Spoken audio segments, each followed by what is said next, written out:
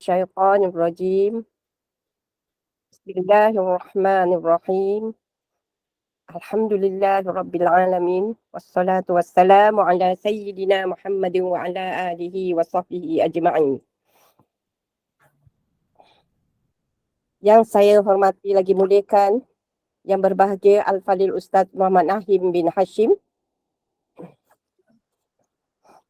yang berusaha tim pengurusan Gema Nur Iman, juga seterusnya yang dikasihi dan dihormati jemaah yang setia di Google Meet Gema Nur Iman.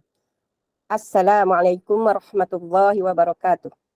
Alhamdulillah, bersyukur kita kehadrat ilahi kerana dengan limpah kurnia serta taufik dan inayahnya, kita dapat berkumpul bersama-sama pada petang ini bagi mengikuti kuliah asar yang bertajuk Derita Palestin yang akan disampaikan oleh Ustaz Muhammad Naim bin Hashim. Semoga kita dikurniakan keberkahan dalam usaha kita menuntut ilmu ini. Amin. Bagi memberkati taman syurga kita pada petang ini, dengan penuh takzimnya, saya mempersilakan Al-Fadhil Ustaz Muhammad Naim bin Hashim untuk memulakan majlis kita dengan bacaan Ummul Kitab Al-Fatihah. Seterusnya memulakan pengajian yang bertajuk Derita Palestin. Dipersilakan Al-Fadhil Ustaz.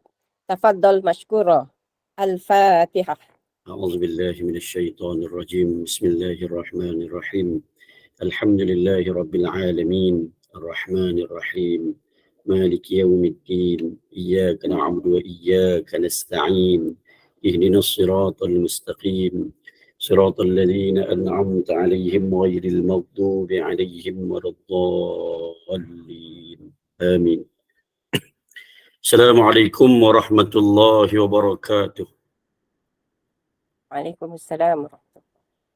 الحمد لله الذي أرسل رسوله بالهدى ودين الحق ليظهره على الدين كله وكفى بالله شهيدا أشهد أن لا إله إلا الله وحده لا شريك له وأشهد أن سيدنا محمدا عبده ورسوله اللهم صل على سيدنا محمد وعلى آله وصحبه ومن تبعهم بإحسان إلى يوم الدين أما بعد سبحانك لا علم لنا إلا ما علمتنا إنك أنت العليم الحكيم ولا حول ولا قوة إلا بالله العلي العظيم اللهم رب اشرح لي صدري ويسر لي أمري واحلل عقدة من لساني يفقه قولي قال الله تعالى في القرآن الكريم أعوذ بالله من الشيطان الرجيم يرفع الله الذين آمنوا منكم والذين أوتوا العلم درجات صدق الله العظيم. Terima kasih kepada admin Gema Nur Iman, sedang pendengar yang dirahmati oleh Allah Subhanahu wa taala, muslimin muslimat. Moga-moga Allah Subhanahu wa taala merahmati perjumpaan, perbincangan kuliah senja, kuliah asar pada petang ini. Moga-moga Allah Subhanahu wa taala menurunkan rahmat dan keberkatannya yang banyak untuk kita semua. Moga Allah Subhanahu wa taala memilih kita semua untuk menjadi penghuni syurganya satu hari kelak, insya-Allah. Amin. Insya-Allah pada petang ini saya akan membicarakan berkaitan dengan derita Palestin. Umat Islam di bumi Palestin, derita yang ditanggung hampir lebih 75 tahun. InsyaAllah pada petang ini saya akan membawa tuan-tuan, puan-puan sekalian untuk memahami sejarah awal bagaimana Yahudi Zionis berada di dalam bumi Palestin dan juga mereka menguasai bumi Palestin.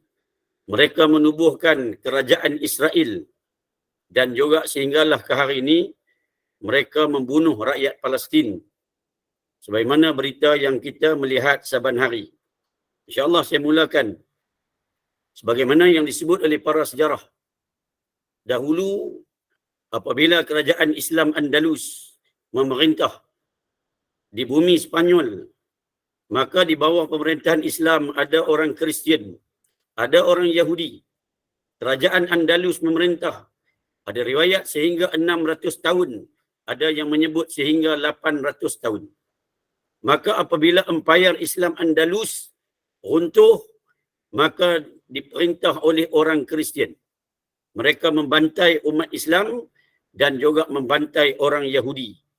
Maka sebahagian daripada orang Yahudi melarikan diri dan menuju ke tanah Palestin, berada di bawah pemerintahan Empayar Osmaniyah yang bertapak hampir 400 tahun. Di dalam sejarah menyebutkan, sejak daripada tahun 1800,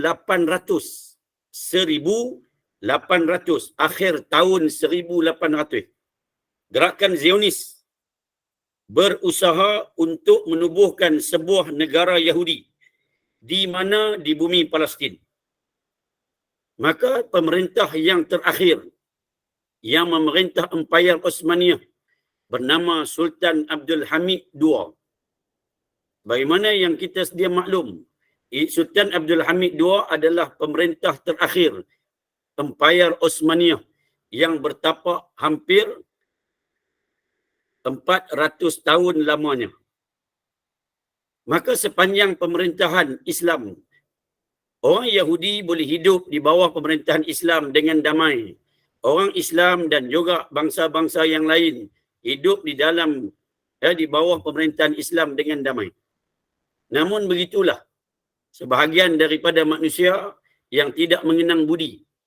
Al-Quran merakamkan kepada kita semua bahawa di antara bangsa yang banyak mencabuli perjanjian dan juga bangsa yang banyak membunuh para nabi ialah para Yahudi. Orang-orang Yahudi sebagaimana yang dirakam oleh Allah Subhanahu wa taala di dalam surah Al-Baqarah ayat 80, ayat 81, ayat 61, Allah Taala rakam dalam surah Ali Imran ayat 21, ayat 22 menceritakan pada kita semua bahawa bangsa Yahudi adalah bangsa yang paling banyak membunuh para nabi dan para rasul. Bahkan mereka juga berusaha untuk membunuh Nabi Muhammad sallallahu alaihi wasallam. Imam Ibn Qayyim menyebut dalam kitabnya, satu hari orang Yahudi pernah membunuh para nabi seramai 70 orang. Mereka membunuh 70 orang nabi di waktu pagi dan di waktu petang mereka menjalankan urusan perniagaan di pasar-pasar tanpa rasa bersalah dan macam tak ada apa-apa yang berlaku pagi tadi. Sedangkan pagi tadi, tengah hari tadi, mereka dah bunuh 70 orang para nabi.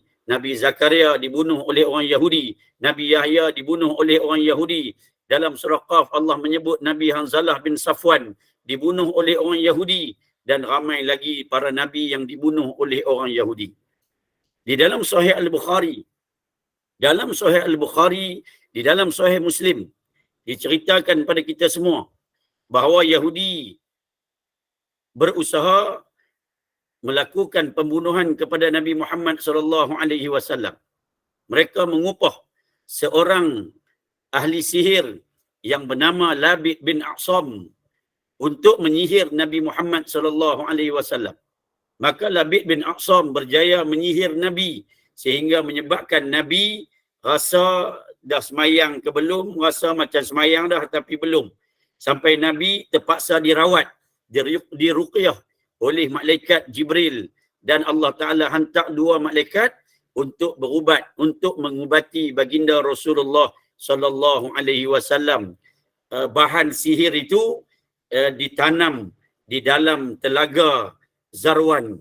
Bila Nabi dirawat oleh malaikat dan sembuh, Nabi suruh sahabat Nabi pergi kambuh telaga Zarwan itu. Di dalam tu ada bahan-bahan yang digunakan untuk sihir Nabi sallallahu alaihi wasallam. Dalam peristiwa Khaybar, Nabi sallallahu alaihi wasallam pernah dihidangkan kambing di bahagian pahanya, di bahagian kaki depannya dan dilumur dengan racun. Nabi sallallahu alaihi wasallam letak di mulut, maka paha kambing tu beritahu, ya Rasulullah, di badan aku ni ada racun. 2 orang sahabat Nabi yang dah merasai kambing itu telah tumbang dan syahid, meninggal dunia. Ini cubaan bunuh Nabi Muhammad sallallahu alaihi wasallam, hatta di zaman Nabi Musa alaihi salam, zaman-zaman sebelum tu, zaman selepas Nabi Musa sampailah ke zaman Nabi Muhammad, mereka cuba bunuh Nabi Muhammad sallallahu alaihi wasallam. Orang Yahudi duduk di Madinah, Yahudi Bani Nadir, Yahudi Bani Quraizah, Yahudi Bani Qainuqa ada di bumi Madinah, tapi akhirnya mereka khianat, bergabung dengan tentera Ahzab untuk menyerang Nabi SAW daripada dalam. Ini sedikit sejarah sebelum ni lah. Sebelum tu, dia duduk di Madinah elok-elok, maka dia khianat, dia nak menguasai Madinah. Begitulah orang Yahudi yang lari daripada Spanyol, maka duduk di bumi Palestin. Mereka berusaha, antaranya Theodore Herzl, seorang Yahudi, pernah berjumpa dengan Sultan Abdul Hamid II, membawa duit berjuta-juta pound untuk merasuah Sultan Abdul Hamid untuk bagi tanah Palestin kepada Yahudi.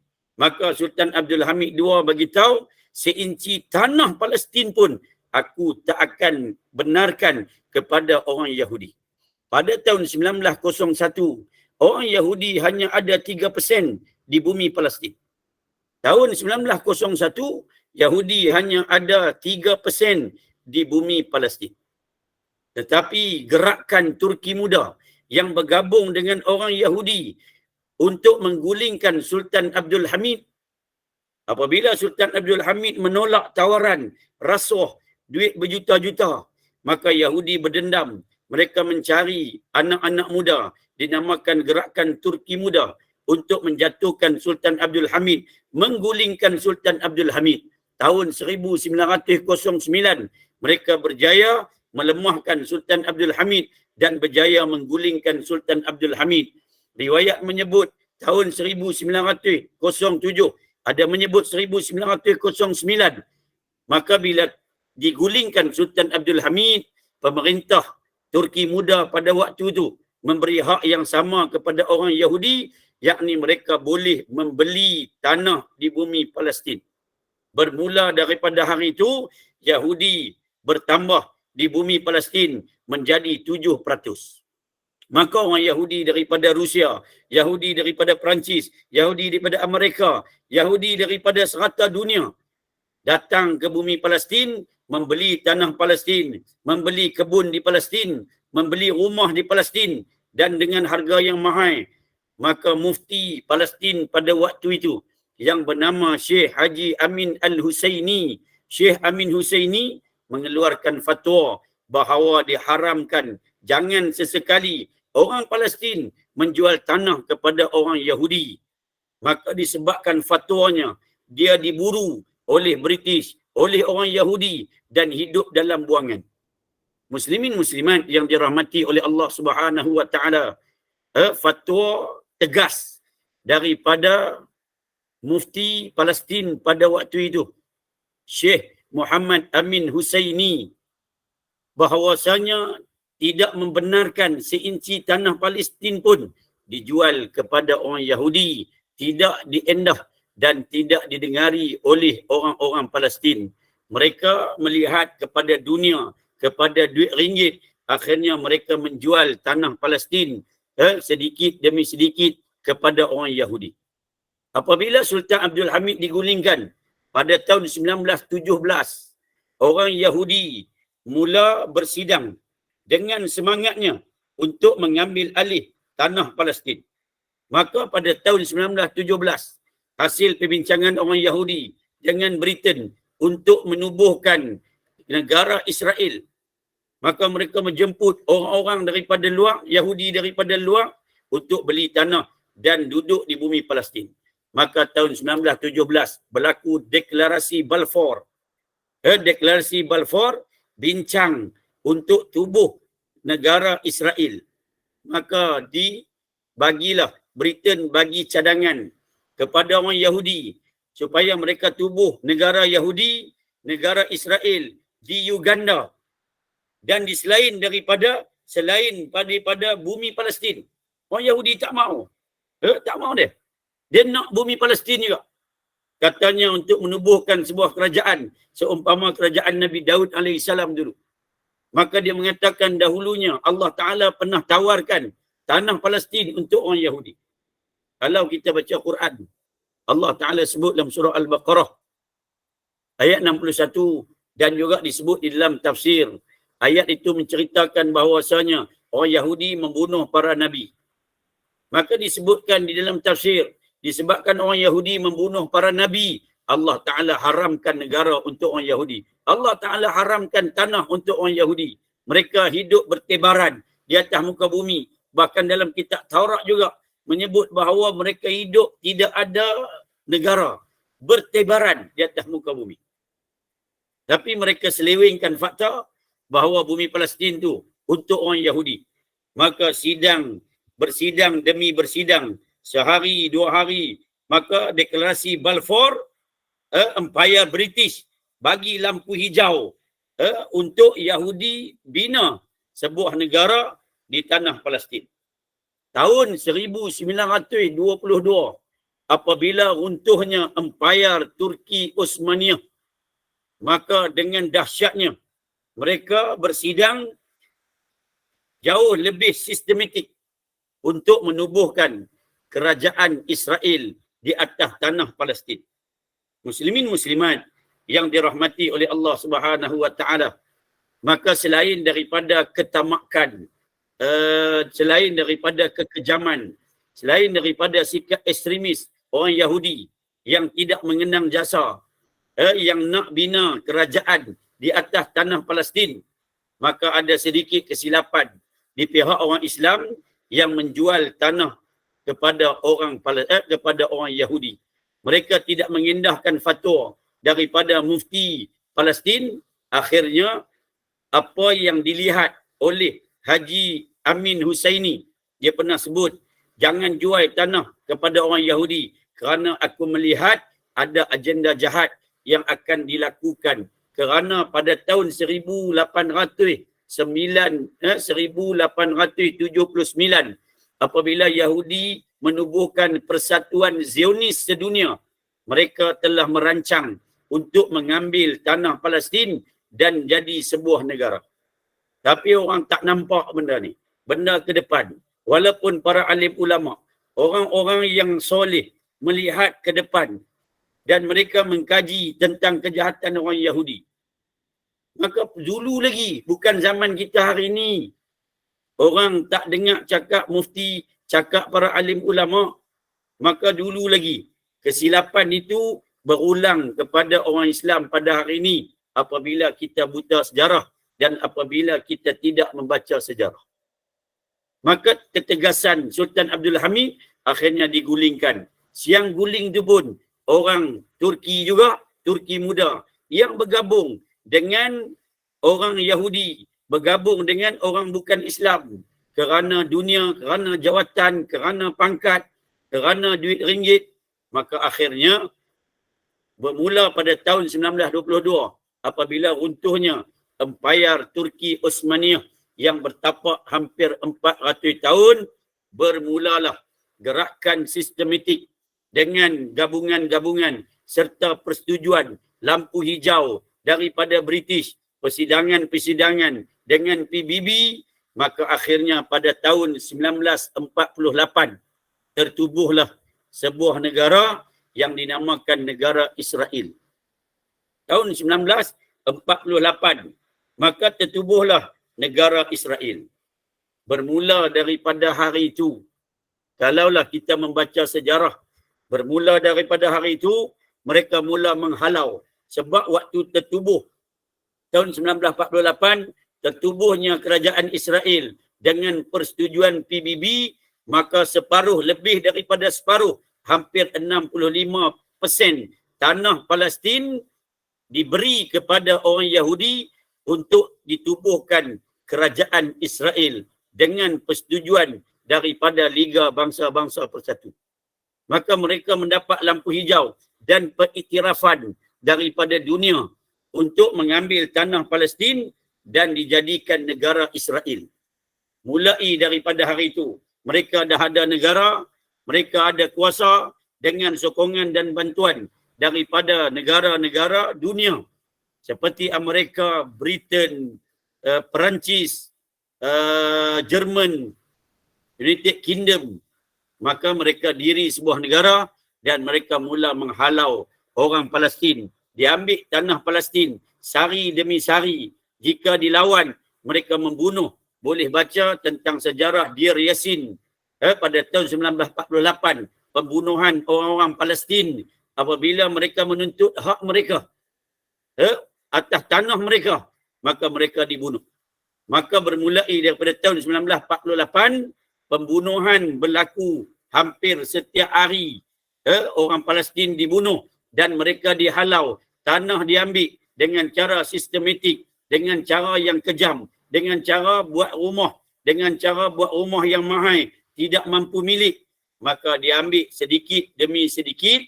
Akhirnya yang tinggal pada hari ini, tahun 2023, adalah di bumi Gaza sebesar Petaling Jaya dan sedikit di tebing barat.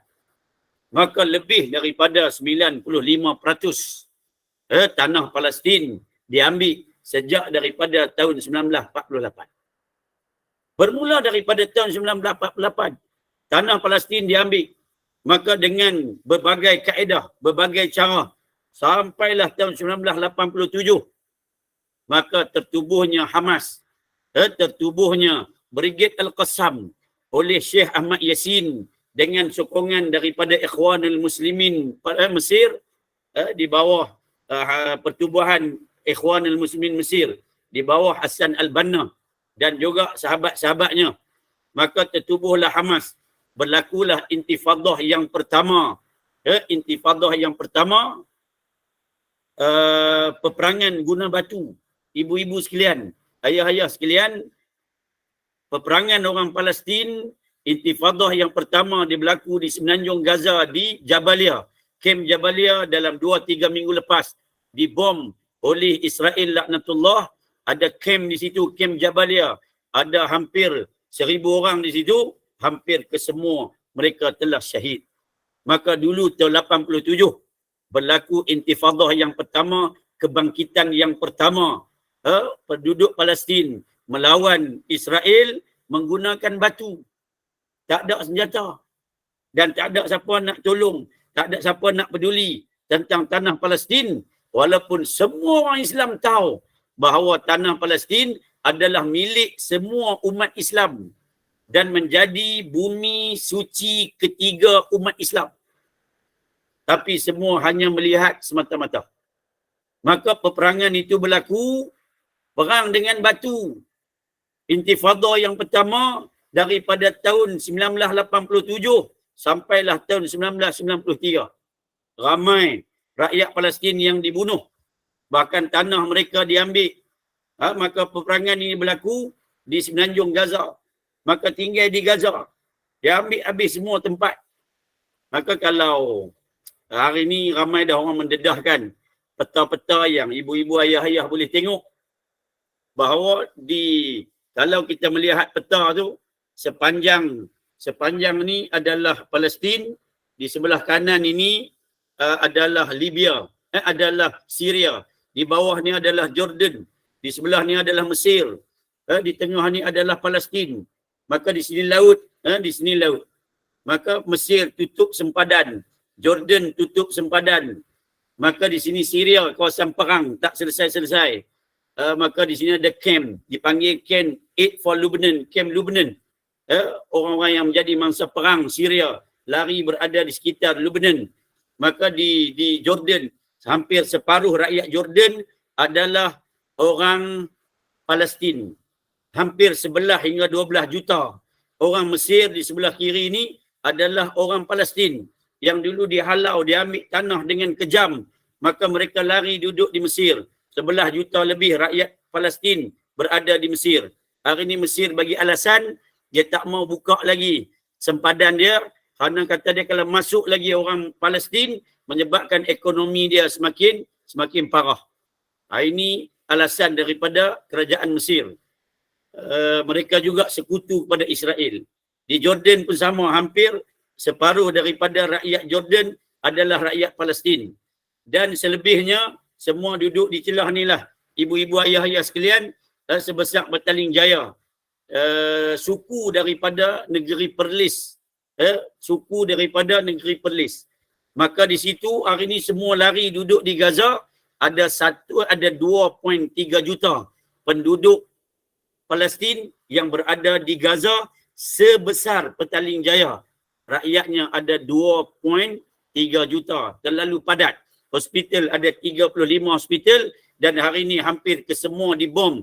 Tinggallah 4-5 hospital yang masih beroperasi dalam keadaan tidak ada ubat-ubatan dan tidak ada peralatan, kerana elektrik pun diputuskan. Muslimin muslimat yang dirahmati oleh Allah Subhanahu Wa Taala, hampir 5 tahun intifadah yang berlaku daripada tahun 1987 sehinggalah tahun 1993. Maka akhirnya perjanjian Oslo, dibuat perjanjian Oslo untuk menghentikan peperangan yang berlaku pada waktu itu. Sebab apa berhenti? Kerana pada tahun 1991 orang Palestin dalam intifada yang pertama ni bila perang dengan batu tak ada timbal balas. Banyak yang dibunuh. Akhirnya sebahagian daripada para pejuang berani mati, ikat bom dekat badan, berlakulah istihad sebagaimana yang disebut oleh Datuk Ishak Al-Qardawi, dibenarkan di situ saja. Di tempat lain tidak dibenarkan. Maka tak ada lagi jalan untuk menggerunkan tentera Israel. Akhirnya sebahagian daripada para mujahidin menggunakan tubuh badan mereka untuk peperangan menggunakan bom berani mati. Bom berani mati ini menyebabkan hampir ribuan daripada tentera dan orang Israel yang terbunuh sehingga menyebabkan mereka buat gencatan senjata dengan perjanjian Oslo antara orang Israel dengan Yasir Arafat pada waktu itu hingga keadaan tenteram. Sama juga ibu-ibu sekalian. Maka gencatan senjata berlaku, stop peperangan. Tetapi pembunuhan orang Palestin berlaku macam biasa. Setiap hari dia tetap nak ambil tanah orang Palestin dengan kejam menghalau orang Palestin supaya peta dunia tidak ada lagi nama Palestin, hanya ada nama Israel semata-mata. Itu perjuangan dia. Sejak daripada dulu, daripada akhir tahun 1800 sampailah ke hari ini. Bila termeterai perjanjian Oslo itu, keadaan agak damai, tetapi kekejaman Israel laknatullah ni sama. Setiap kali Ramadan, maka orang rakyat Palestin dihidangkan dengan bom. Maka siang hari mereka berpuasa di Gaza, malam hari mereka buka puasa di syurga. Begitulah yang berlaku saban hari, saban masa, saban tahun, hampir 75 tahun. Tahun 2000 berlaku intifada yang kedua.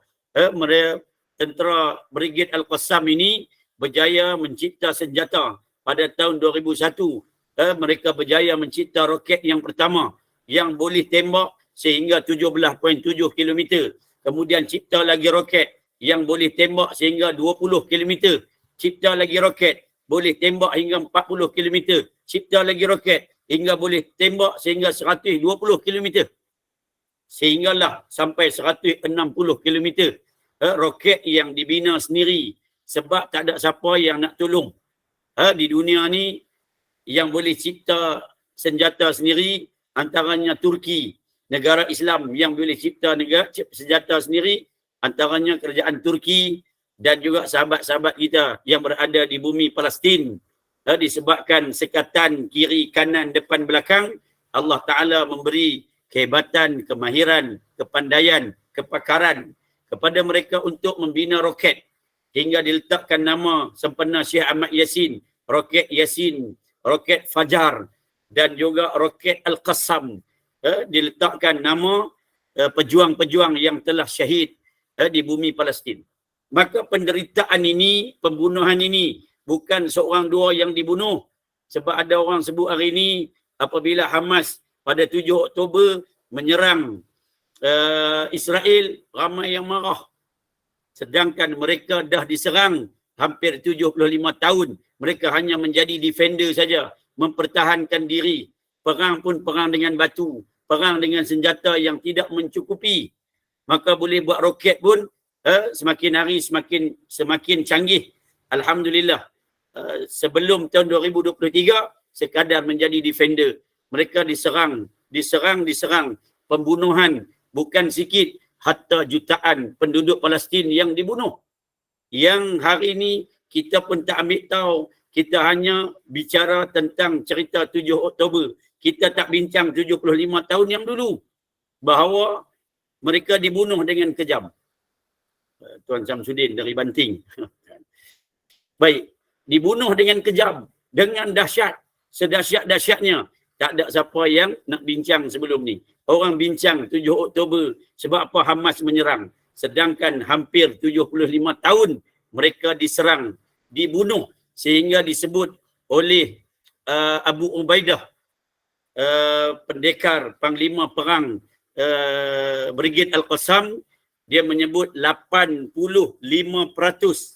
tentera Brigade Al-Qassam adalah anak yatim piatu. Mak ayah mereka dibunuh sebelum ni. Mereka hidup dengan yatim. Mereka berjuang mempertahankan akidah kalimah Allah Subhanahu Wa Taala, membalas dendam atas pembunuhan mak ayah mereka dan juga mempertahankan tanah Palestin, tanah suci ketiga umat Islam. 85% mereka anak yatim. Sebelum ni mak ayah mereka dibunuh, rumah mereka dibom, kenderaan mereka dimusnahkan. Begitu kejam selama hampir 75 tahun. Muslimin muslimat yang dirahmati oleh Allah Subhanahu Wa Taala. Sejarah ini sejarah yang panjang. Umat Islam memejamkan mata. Sebahagian besar tak ambil peduli pun tentang kisah Palestin, tentang derita rakyat Palestin. Bukan hari ini, dah lama dah derita. Apabila Hamas menang dalam pilihan raya, mereka boleh memerintah di bumi Gaza. Bermula daripada hari itu, mereka disekat dari sudut ekonomi, disekat dari segi bantuan dan segala-galanya disekat. Hidup di dalam kelompok di bumi Gaza, membina makanan sendiri, membina ekonomi sendiri, membina persenjataan sendiri. Hidup dalam keadaan tak cukup makan, tak cukup minum.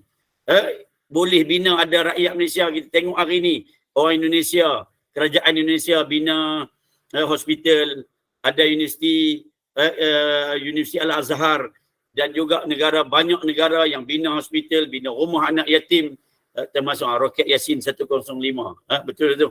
Maka semua tahun 2000 hingga 2014 tuan, pembinaan roket tu berjalan. Ada yang komen tu. Saya respon je lah. Maka pembunuhan kejam ni bukan sehari dua, terlalu lama. Apabila keadaan umat Islam memejamkan mata, memekakkan telinga, orang-orang Palestin menderita ni lama dah. Sebagaimana saya sebut kat Puan tadi, admin, maka ada sahabat-sahabat saya di kalangan NGO Muslim Care Malaysia dan sahabat-sahabat yang lain dah lama dah masuk ke bumi Gaza. Dan sahabat jiran saya dulu pernah masuk ke Gaza bawa bantuan daripada NGO saya juga dan NGO yang lain. Duduk dekat hotel, 50 meter saja dengan hotel, tiba-tiba bom meletup. Allah Subhanahu Wa Taala memanjangkan usia sahabat saya ni, jiran saya. Maka bom meletup 50 meter je dengan hotel tempat dia duduk. Maka akhirnya lari, cari perlindungan di tempat yang lain. Dan banyak kalilah mereka ke bumi Gaza. Menunjukkan bahawasanya penduduk di bumi Gaza walaupun hidup dalam kepungan, mereka hidup dalam keadaan aman. Masjid-masjid mereka sentiasa penuh. Mereka pergantungan mereka pada Allah Subhanahu Wa Taala sangat tinggi. Kebanyakan penduduk di bumi Gaza adalah terdiri daripada mereka yang menghafal Al-Quran, mereka yang sentiasa menghidupkan masjid, mereka sentiasa menghidupkan majlis ilmu. Pergantungan mereka kepada Allah Subhanahu Wa Taala tersangat tinggi. Sebab tu hari ni kita tengok ada mereka yang dibom, mereka yang dibunuh, sangat kental jiwa. Anak-anak mengungkapkan kata-kata yang hebat. Ada satu orang budak 8 tahun, dia menyebut bahawasanya di atas kami bom yang sentiasa turun tak berhenti. Tetapi ingat, di atas pada bom itu ada Allah Subhanahu Wa Taala. Ungkapan budak sekolah rendah dengan ungkapan yang dahsyat, pergantungan mereka kepada Allah Subhanahu Wa Taala. Muslimin muslimat yang dirahmati oleh Allah Subhanahu wa taala. Sebagaimana yang kita sedia maklum, untuk makluman semua, Amerika Israel, Amerika memiliki hampir 1217 agensi perisik. Yang kita dengar nama adalah CSI, FBI dan macam-macam lah. Itu perisik-perisik yang kita tahu. Sebenarnya mereka ada hampir 1217 agensi perisik. Ia untuk jaga keamanan. Dia boleh tahu segala radar, segala serangan. Tetapi Amerika mendapat malu yang besar dan terbesar apabila pada 7 Oktober 2023 seluruh 1217 agensi perisiknya tidak dapat kesan serangan mengejut daripada tentera Brigade Al-Qassam pada 7 Oktober tu. 1200 agensi perisik ni tak dapat kesan, menyebabkan mereka diserang, hampir ribuan daripada tentera mereka dibunuh dan melumpuhkan beberapa sistem kecanggihan mereka dan dapat ditawan kem-kem tentera hingga menyebabkan malu yang besar. Disebabkan marah, malu, geram, mereka menyerang bumi Gaza. Mereka tidak menyerang tentera sebab dia cari tentera Hamas, tentera Al-Qassam, tak jumpa. Maka geram dia serang bumi Gaza, serang orang awam. Walaupun dari sudut undang-undang antarabangsa yang dibuat oleh Amerika, yang dibuat oleh Britain, yang dibuat oleh Perancis, undang-undang antarabangsa, apabila berlaku peperangan, tak boleh serang hospital, tak boleh serang wartawan, tak boleh serang sekolah, tak boleh serang masjid, tak boleh serang gereja, tak boleh serang tempat sumber air, tak boleh serang sumber elektrik. Tetapi semua tu diserang disebabkan marah dia, malu dia, geram dia, segala bagailah.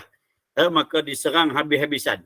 Untuk makluman semua, hari ni dah 41-42 hari dah serangan di bumi Gaza yang langsung tak nampak untuk dihentikan. Semakin dahsyat lagi ada.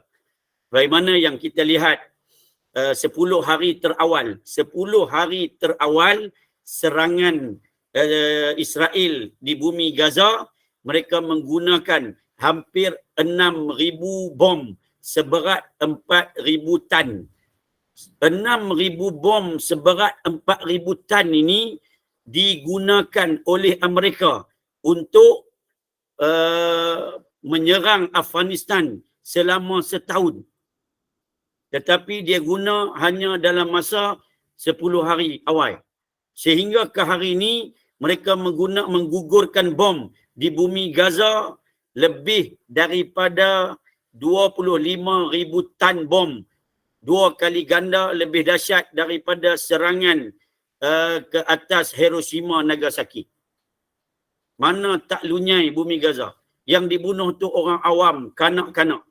Hampir 20,000 dah yang syahid dan lebih daripada 30,000 yang cedera. Hampir 35 hospital di Gaza tu habis. 2-3 hari ni kalau ibu-ibu, ayah-ayah sekalian, kakak-kakak sekalian, abang-abang membaca laporan yang sampai daripada bumi Gaza, mereka mengepung Hospital Ashifa. Dekat Hospital Ashifa ni ada hampir 10,000 orang. Maka ditahan, tak dibagi masuk makanan.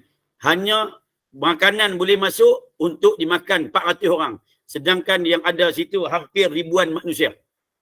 Dan mereka membunuh lebih daripada 1,000 orang dah di hospital, termasuk doktor, pengarah Hospital Ashifa pun mereka bunuh. Wartawan-wartawan mereka bunuh. Ini kekejaman Israel yang mereka tak boleh membunuh pejuang Palestin, pejuang Al-Qassam. Mereka membunuh kanak-kanak. Mereka membunuh wanita-wanita.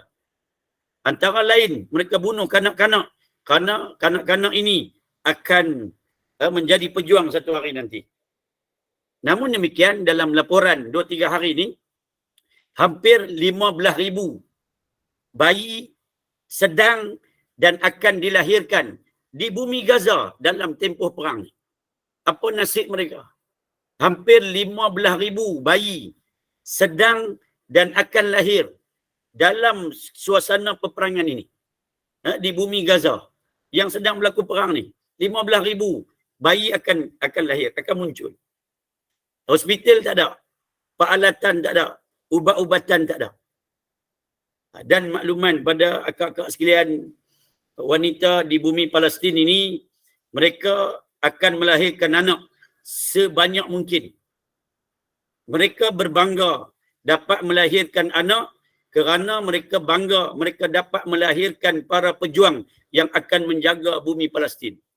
Nak harap orang Mesir, tak boleh harap. Nak harap orang Jordan, tak boleh harap. Nak harap orang Syria, tak boleh harap. Nak harap siapa?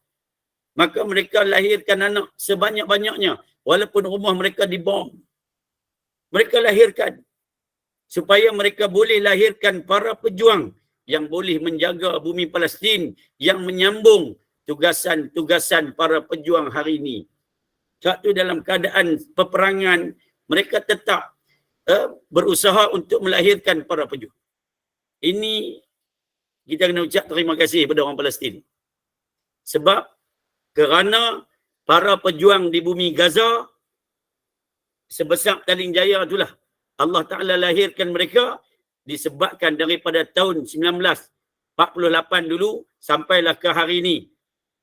Tahun 87 lahirnya pejuang-pejuang ini secara sistematik tertubuhnya Brigade Al-Qassam disebabkan adanya pejuang-pejuang ini sehingga hari ini walaupun dah lebih 75 tahun perkataan Palestin itu belum berjaya dihilangkan daripada peta dunia.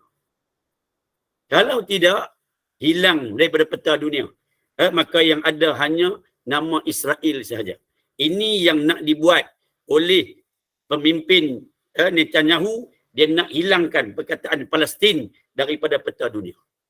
Muslimin muslimat yang dirahmati oleh Allah Subhanahu wa taala, walaupun kedahsyatan yang berlaku di bumi Gaza di sebelah sana sejak daripada 7 Oktober, serangan daripada pimpinan Hamas menyebabkan hampir kalau secara umum hampir 500,000. Kalau detailnya kita baca dalam perbincangan dalam fakta yang detail lebih kurang 427,000, 500,000 lah. Senang saya sebut, hampir 500,000 orang penduduk Israel yang menjadi pelarian hari ini. Dan mereka hilang pekerjaan. Sebab serangan ni pakat lari habis. Dan hari ini tak ada kerja. Menjadi gelandangan dan ada yang berusaha larilah ke tempat yang lain. Hari ini baru mereka merasai macam mana mereka melihat orang Palestin jadi pelarian. Hari ini mereka menjadi pelarian. Hampir 500,000 yang sedang lari meninggalkan Israel dan juga merata tempat. Baru dia tahu hari ini dia jadi pelarian. Yang kita melihat serangan itu saja dan hari ini mulalah mereka menyalahkan kerajaan Israel sebab apa tentera dia tak kuat, sebab apa agensi perisik tak boleh detect. Dan mereka pembuat demonstrasi menyalahkan Netanyahu, mendesak supaya Netanyahu letak jawatan, pimpinan Israel letak jawatan. Maka ada kebaikan, ada timbal balas daripada serangan 7 Oktober ini. Pun demikian, sehingga ke hari ini mereka belum berjaya menguasai bumi Gaza. Walaupun serangan semakin dahsyat, dua hari ini mereka mula menggunakan senjata yang diharamkan dalam peperangan dunia, iaitu bom fosforus mula digunakan yang menyebabkan bahan kimia yang sangat dahsyat. Ini antara kejahatan yang semakin menggila yang dibuat oleh kerajaan Israel laknatullah ini. Namun demikian, banyakkan berdoa moga Allah Subhanahu wa taala mengekalkan kekuatan ketabahan kepada penduduk di bumi Gaza dan juga kepada seluruh rakyat Palestin untuk mempertahankan tanah air. Kalau kita lihat 500,000 orang Israel lari. Sebab apa dia lari? Sebab tu bukan bumi dia. Dia beli tanah apa semua, dia nak duduk dengan aman. Dia rasa dia kuat, dia rasa itulah negara dia, dia silap. Ini bukan negara dia. Orang Islam akan berjuang untuk mengambil balik bumi suci umat Islam ini. Maka hari ini dia rasa tak selamat, dia lari. Maka orang Palestin sebab apa tak lari? Orang Gaza sebab apa tak lari? Sebab itulah bumi mereka. Bumi umat Islam. Mereka mempertahankan, mereka tak lari. Yang kedua, mereka menjadikan diri mereka, hidup mereka untuk mencari kematian yang paling baik, yakni syahid. Hidup orang Israel mencari kehidupan, bukan mencari kematian. Sebab tu, walaupun perang ni benda tak suka, Allah sebut dalam Quran, kutiba alaikumul qital wa huwa kurhul lakum. Diwajibkan ke atas kamu perang apabila bumi, tanah kamu diceroboh. Walaupun peperangan ini satu benda yang kamu tak suka. Walaupun benda kita tak suka, Allah Ta'ala sebut, wa asa an takrahu syai'an wa huwa khairul lakum. Boleh jadi benda yang kamu tak suka tu baik di sisi kamu. Wa asa an tuhibbu syai'an wa huwa kurhul lakum. Wa huwa kurhul lakum. Boleh jadi benda yang kamu suka tu, benda tu tak bagus untuk kamu. Maka ada benda kita rasa bagus, tapi Allah kata tak bagus. Ada benda kita rasa tak bagus, bagus. Maknanya hari ini, kematian yang paling baik sedang dirasai oleh orang Palestin dan tak dirasai oleh kita. Saya tengok satu video, ada satu orang tua dah. Dia sebut, kamu boleh ambil harta kami, kamu boleh ambil nyawa kami, kamu boleh ambil rumah kami, kamu boleh ambil segala-galanya. Kamu tak boleh ambil iman kami, kamu tak boleh ambil semangat kami. Dan hari ini kalau kamu ambil anak kami, ibu kami, isteri kami, maka kami redha kerana semuanya satu hari nanti akan kembali kepada Allah. Maka mereka bukan hak kami, tetapi hak Allah. Tetapi kamu tidak boleh ambil iman kami, tidak boleh ambil bumi umat Islam. Kamu tak boleh ambil Baitul Maqdis, Masjidil Aqsa. Kamu boleh ambil diri kami. Kamu boleh bunuh. Sebab tak ada masalah. Mereka adalah hak Allah. Ambillah. Tetapi satu hari nanti, kamu akan dimusnahkan dan kembali pada Allah. Dan kamu akan menerima azab yang dahsyat. Ini ungkapan orang Palestin yang mereka sangat berjiwa kental. Mereka tahu bahawa walaupun mereka mati, tapi kematian mereka adalah kematian yang paling mulia. Sebab tu mereka mempertahankan bumi Palestin. Dan dengan mereka mempertahankan bumi Palestin, sampai hari ini, nama Palestin masih ada di dalam peta dunia ini. Ini satu rahmat daripada Allah Subhanahu Wa Taala. Kalau kita nak harap orang lain jaga bumi Palestin, setakat hari ini, wallahualam, saya tak berani komen apa-apa lah. Tapi insya-Allah, sebab bumi Palestin ni adalah bumi umat Islam, kalaulah habis orang Palestin itu dimusnahkan, dibunuh, syahid, nescaya akan ada orang yang akan jaga bumi Palestin. Ini janji Nabi SAW, sebagaimana disebut dalam riwayat Imam Ahmad, kata Nabi akan sentiasa ada satu kumpulan yang sentiasa dimenangkan. Mereka tidak boleh dikalahkan. Walaupun semua orang tak sokong mereka, mereka tetap tidak akan dikalahkan. Tidak akan memberi kesulitan apa-apa kepada mereka. Maka sehinggalah datangnya ketentuan Allah Subhanahu Wa Taala. Sahabat Nabi bertanya, "Ainahum, di mana mereka ya Rasulullah?" Kata Nabi, mereka berada di Baitul Maqdis dan di sekitar Baitul Maqdis. Maka akan sentiasa ada orang yang akan memperjuangkan bumi Palestin. Maka hari ini, ibu-ibu, ayah-ayah sekalian, kita ni orang yang aman, yang cukup makan, cukup minum. Apa yang kita kena buat?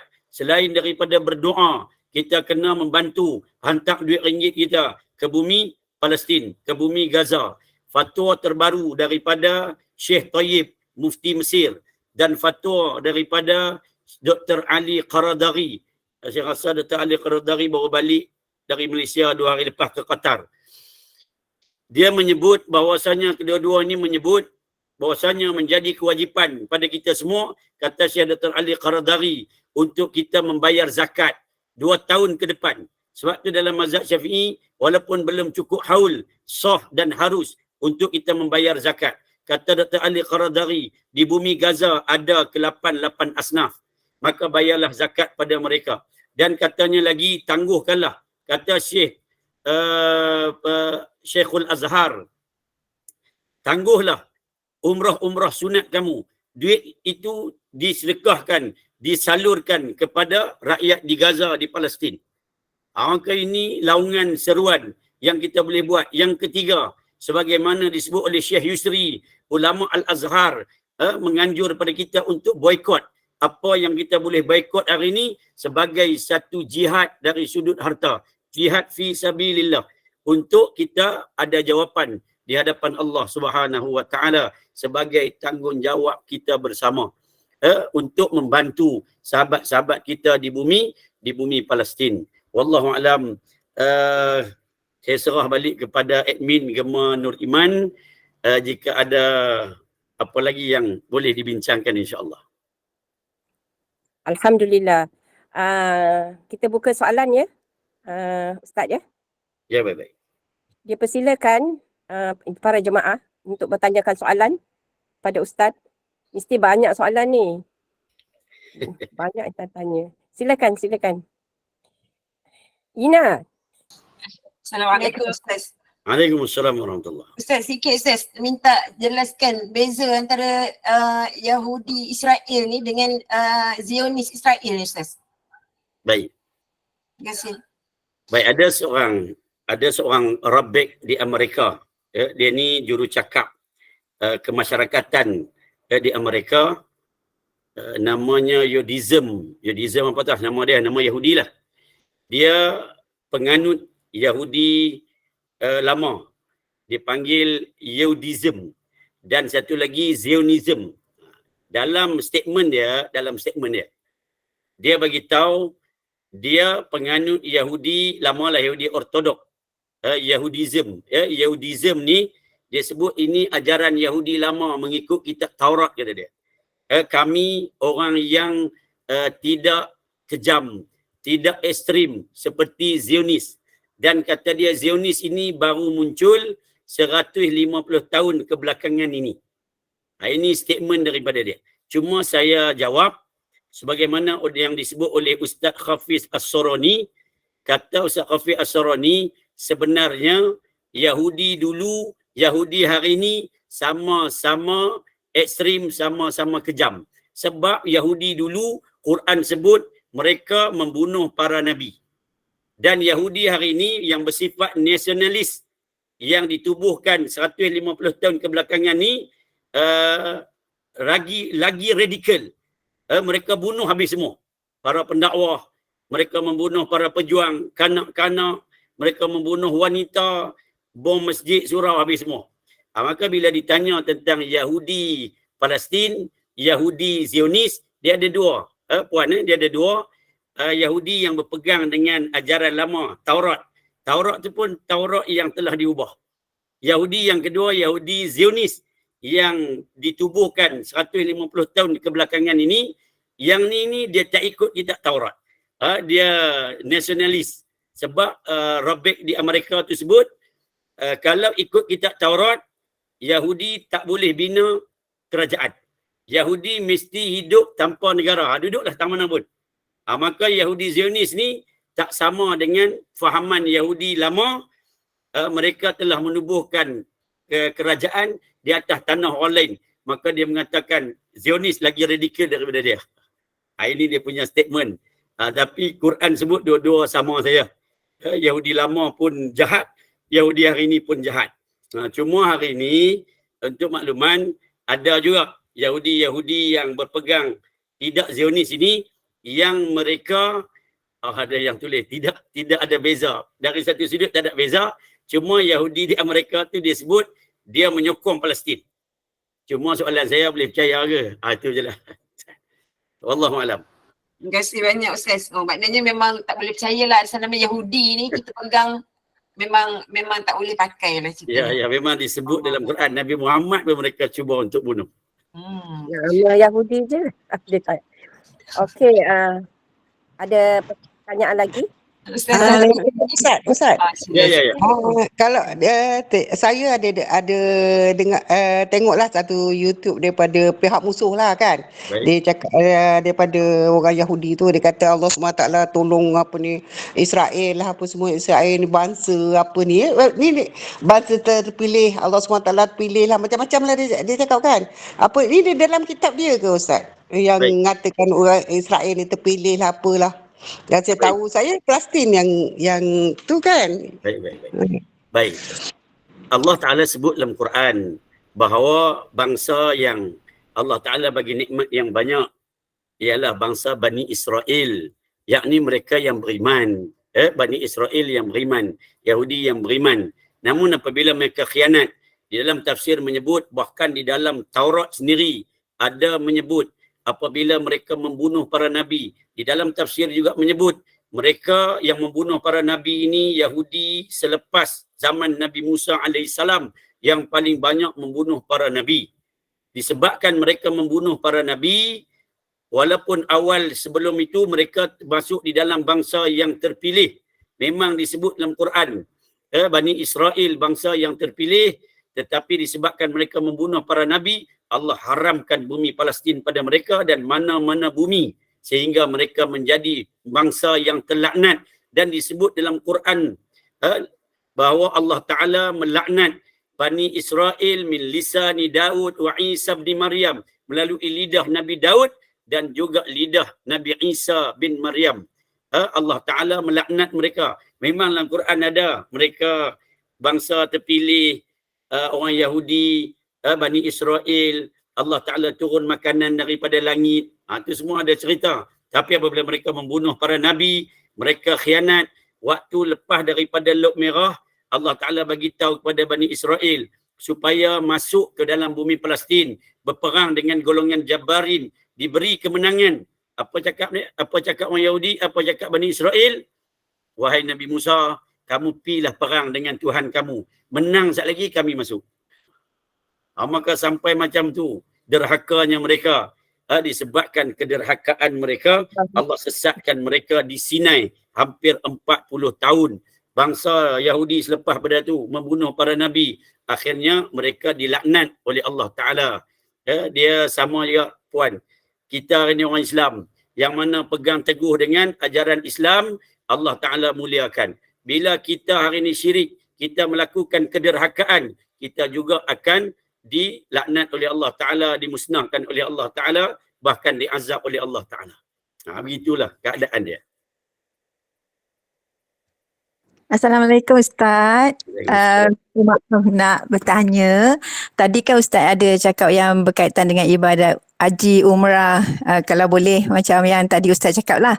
Sebab saya pernah terbaca ada orang kata kalau macam tu dia kira macam dia boykot, tak nak ke Arab Saudi untuk membuat ibadat umrah ke haji ke, sedangkan macam mungkin ibadah tu kan berbeza sebab berperang pun wajib, yang ibadah haji pun wajib, dan untuk haji contoh terpaksa tunggu giliran. So macam mana pandangan Ustaz?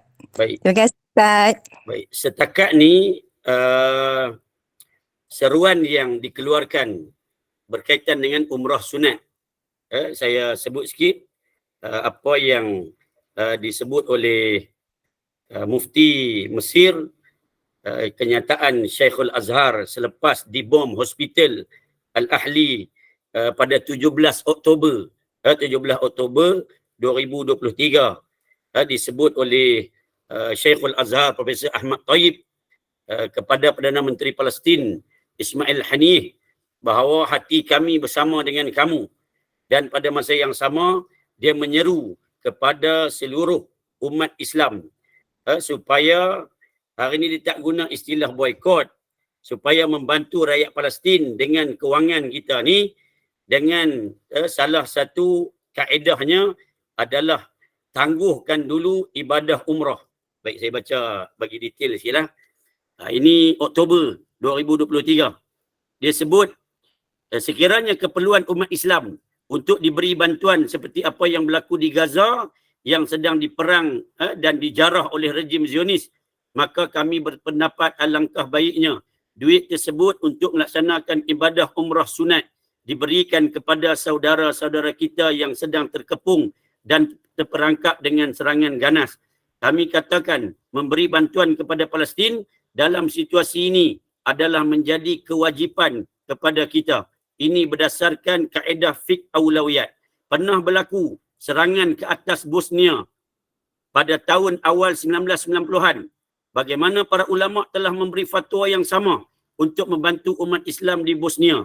Datuk Seri Al-Qardawi mengarang kitab Fiqhul Aulawiyat menyokong penuh pendapat Syekh Anwar Jundi yang memberi pandangan serta pendapat agar dibantu masyarakat Bosnia lebih utama daripada melaksanakan ibadah umrah sunat. Fatwa ini diterima secara menyeluruh oleh para ulama. Maka tentang Puan sebut haji, saya tak dengar lagi fatwa supaya stop haji. Belum.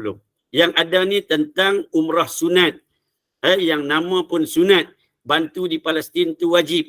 Dari sudut aulawiyat, kita bukan boykot. Maka tak ada masalah orang untuk umrah ni, dia tidak menjadi kewajipan umrah sunat. Bagilah orang lain pergi yang duduk di kawasan tu. Tak ada siapa pergi buat umrah pun tak ada masalah. Dia umrah sunat. Maka tidak ada lagi fatwa tentang haji. Yang ada tentang umrah sunat. Nah ini saya baca ni adalah fatwa terkini lah. 17 Oktober daripada Syekhul Azhar. Syekh Ahmad Tayyib. Wallahu'alam. Baik, terima kasih Ustaz. Assalamualaikum. Assalamualaikum Ustaz. Waalaikumsalam warahmatullahi. Berkenaan dengan boykot, kita umat Islam diseru untuk boykot produk daripada US, especially daripada Israel kan. Tapi saya tengok dekat video dekat YouTube, Arab Saudi sendiri macam ada je jual barang-barang yang daripada Israel dengan berleluasa di pasar, di market dorang lah. Memanglah dia asingkan macam ni Palestin punya, yang ni Israel punya, tapi dia orang still jual. Tak boykot pun, kenapa macam tu Baik. Untuk makluman, di dunia ni, kalau termasuk Arab Saudi, mereka antara sekutu Amerika. Maka hari ni kalau puan buat umrah hari ni, pakai maflar ni kena tangkap. Kena tangkap di Saudi. Maka bila sebut tentang isu Saudi ni, payah nak komen. Sebab Saudi sendiri antara orang yang tak ambil pot lah tentang isu Gaza ni. Dia pun tak istihar boykot, masih berjalan macam sama.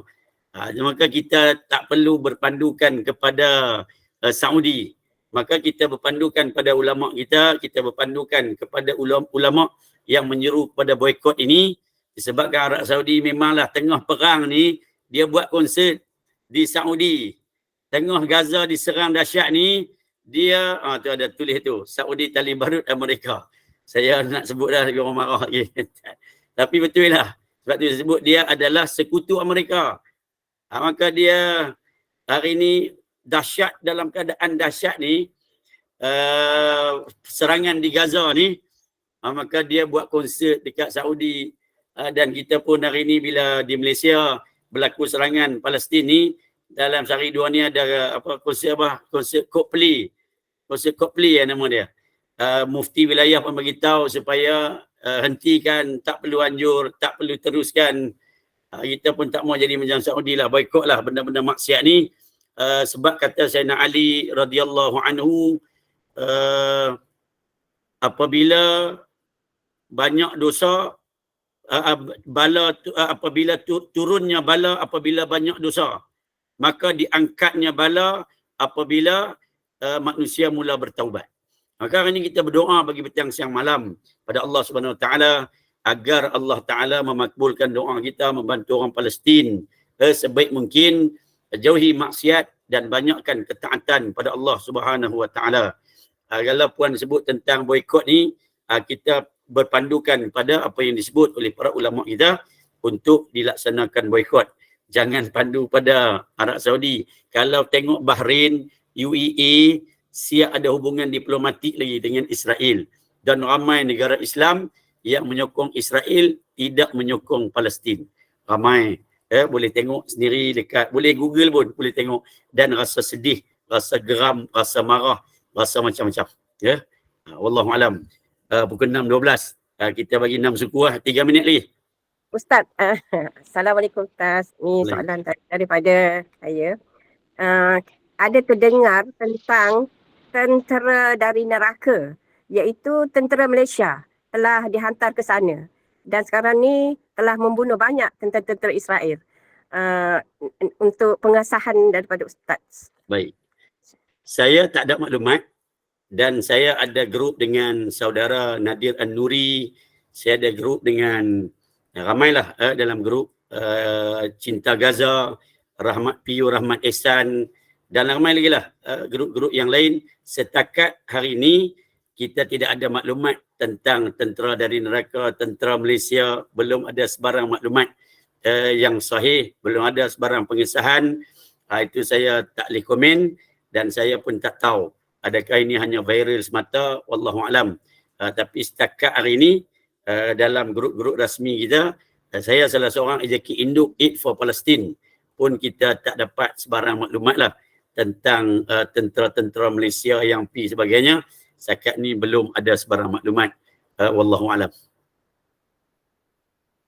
Terima kasih Ustaz. Silakan. Sana. Hello? Ya, teruskan. Tanya pasal ramai orang cakap perang yang berlaku sekarang ni mungkin bawa kepada perang akhir zaman sebab setiap 100 tahun ada seorang menjadi yang Allah hantar untuk merintah orang Islam kan. Pandangan Ustaz tu ada. Baik. Berkaitan dengan isu peperangan yang berlaku, tanda dekatnya membawa kepada akhirnya zaman ini, mudah untuk saya sebut. Nabi SAW sebut dalam hadis yang sahih riwayat Imam Bukhari bahawa kita apabila wafat Nabi Muhammad SAW, kita sudah berada di akhir zaman. Maka peperangan ini membawa kepada mulhamatul kubra, kepada lahirnya Imam Mahdi, kepada kiamat. Semua tu ada dalam hadis bahawa semua tu akan berlaku. Bila tidak disebutkan. Cuma yang saya boleh komen, tuan tanya pandangan saya, maka kita persiapkan diri kita dengan keimanan yang teguh. Ahli keluarga kita dengan keimanan yang teguh. Kita siapkan dengan amal yang soleh, yang sebanyak mungkin. Keikhlasan jiwa, melakukan kebaikan, kebajikan. Kalaulah ini peperangan yang membawa kepada kiamat, supaya kita berada dalam mood yang sentiasa bersedia. Sebab kalau tak kiamat pun kita kiamat juga. Sebab tu ada kiamat kecil, kiamat besar. Sama ada bumi ni kiamat atau kita kiamat. Maka beradalah dalam suasana sentiasa bersedia. Sama ada hari ni, esok, lusa, kita pun tak tahu. Tapi cerita Al-Mahdi, cerita akhir zaman, Malhamatul Kubra, semua tu akan berlaku. Bila, ketika mana, wallahualam. Cuma sedikit akhir yang saya boleh sebut, tak perlu ada angan-angan untuk hidup jadi tentera Al-Mahdi, hidup nak lawan dengan Dajjal. Tak perlu ada angan-angan. Kerana kalau baca dalam kebanyakan riwayat, sahabat-sahabat Nabi, para tabi'in, mereka sentiasa berharap agar mereka meninggal dulu sebelum munculnya Dajjal. Kerana wujudnya hadis-hadis yang sahih yang menyebut ada satu orang yang sangat alim, sangat kuat imannya, sangat hebat amalnya. Dia pun rasa hebatlah ni, hebat. Dia hidup di zaman tu. Maka dia keluar daripada rumah untuk berjumpa dengan Dajjal. Membawa imannya yang kental untuk melawan Dajjal. Apabila dia datang berjumpa dengan Dajjal, dia pulang menjadi pengikut Dajjal. Na'udzubillah. Maka kuatnya sihir Dajjal ini, dia seorang yang hebat dah. Pergi jumpa dengan Dajjal, kesudahannya dia menjadi pengikut Dajjal. Suatu kata para ulama, tak perlu angan-angan bahawa saya salah seorang tentera Al-Mahdi, takut jumpa Dajjal dulu. Jangan angan-angan lah. Sebab tu Syekh Nuruddin Al-Itr dalam kitab Kompas Akhir Zaman, dia menyebut tentang riwayat-riwayat hadis tentang Dajjal. Kerana Nabi SAW sebut, boleh tengok rujuk dalam Sahih Imam Muslim, kata Nabi, satu hari Nabi pernah cerita tentang Dajjal. Sahabat-sahabat Nabi pun sebut, ya Rasulullah, kalau Dajjal muncul, kami akan bunuh dia. Kata Nabi, kalau Dajjal muncul, aku akan bunuh. Tapi kalau Dajjal muncul selepas aku, tidak ada orang yang boleh bunuh Dajjal melainkan Nabi Isa alaihi salam. sahaja. Menunjukkan bahawasanya antara fitnah yang besar yang disebutkan sejak zaman Nabi Nuh sampailah kiamat adalah fitnah Dajjal. Maka para ulama menyebut yang meriwayatkan hadis-hadis tentang Dajjal, tentang akhir zaman, mereka berharap, tak bolehlah minta mati, tapi mereka berharap agar mereka dimatikan sebelum datangnya zaman itu. Kerana sangat kita takut bahawa dengan amalan kita hari ini, dengan iman kita hari ini, langsung tak kental. Boleh jadi pengikut Dajjal daripada menjadi pengikut Imam Mahdi. Ya, saya sangat berharap pada kita semua persiapkan diri pada Allah SWT, persiapkan diri dengan amal soleh, iman yang kukuh, agar kita tergolong di kalangan orang yang menghadapi akhir zaman dalam keadaan sentiasa dijaga iman kita, ahli keluarga kita, sehinggalah kita meninggal dunia. Wallahu alam. Berjumpa lagi di masa yang lain. Saya serahlah untuk penutup. Okey, Ustaz. Ada 2 chat lagi Ustaz. Kita sambung pada lain hari ya Ustaz ya. Baik, insya-Allah, insya-Allah. InsyaAllah. Alhamdulillah. Jazakumullah khairan kathiran jazak kepada Al-Fadil Ustaz dan tim AJK Gema Nur Iman dan para jemaah pecinta ilmu kerana telah mengimarahkan Taman Syurga Gema Nur Iman pada petang ini. Kita berdoa semoga negara Palestin menang dalam peperangan ini yang dibantu oleh tentera Islam dari timur dan tentera Allah, dan musnahnya Israel, Yahudi laknatullah. Dan marilah kita membayar zakat pada asnad di bumi Gaza dan boikot apa yang kita boikot lah. InsyaAllah. Segala kekurangan dan ketidaksempurnaan sepanjang kuliah berlangsung, kami memohon jutaan kemaafan. Dan sebelum berlabuhnya kuliah petang ini, izinkan saya untuk mewawarkan kuliah malam ini. Pada pukul 8, kuliah Maghrib, Ustazah Misnah Miran. Pada pukul 9 suku, kuliah Isyak, Ustazah Umairah binti Muhammad Saleh. Sekali lagi, dengan ucapan setinggi-tinggi terima kasih, saya mempersilakan Al-Fadil Ustaz untuk menutup majlis dengan bacaan doa, tasbih kafarah, surah Al-As dan doa kunut nazilah. InsyaAllah. Saya sudahi dengan wabillahi taufiq wal hidayah. Wassalamualaikum warahmatullahi wabarakatuh. Bismillahirrahmanirrahim. Alhamdulillahirabbil alamin. Wassalatu wassalamu ala rasulina al-amin wa ala alihi wa sahbihi ajma'in. Allahumma ighfir lana dhunubana wa li ikhwanina alladhina sabaquna bil iman wa la taj'al fi qulubina ghillan lil ladzina amanu rabbana innaka ra'ufur rahim. Allahumma inna naj'aluka fi nuhuri a'da'ina wa na'udzu bika min shururihim. Allahumma baddid shamlahum wa farriq jam'ahum wa shattit kalimatahum wa zalzil aqdamahum wa sallit 'alaihim kalban min kilab. Ya Qahhar, ya Jabbar, ya Muntaqim, ya Allah, ya Allah, ya Allah. Allahumma ya munzil al-kitab wa ya mudri as-sahab wa ya hazim al-ahzab ihzimhum wansurna 'alaihim. Allahumma alayka bil yahuda wan nasara wa man walahum kama ahlakta 'adan wa samud. Allahumma arsil 'alaihim tayran ababil tarmihim bihijaratin min sijil faj'alahum ka'asfin ma'kul. اللهم انصر الإخواننا المجاهدين والمستضعفين في فلسطين وفي غزة وفي كل مكان وفي كل زمان وفي كل حين وفي الأرض الإسلام. اللهم ربنا آتنا في الدنيا حسنة وفي الآخرة حسنة وقنا عذاب النار.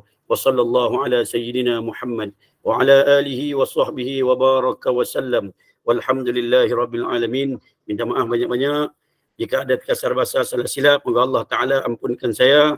Wassalamualaikum warahmatullahi wabarakatuh. Kita tangguh dengan tasbih kafarah dan suratul As. Subhanakallahumma bihamdika asyhadu an la ilaha illa anta astaghfiruka.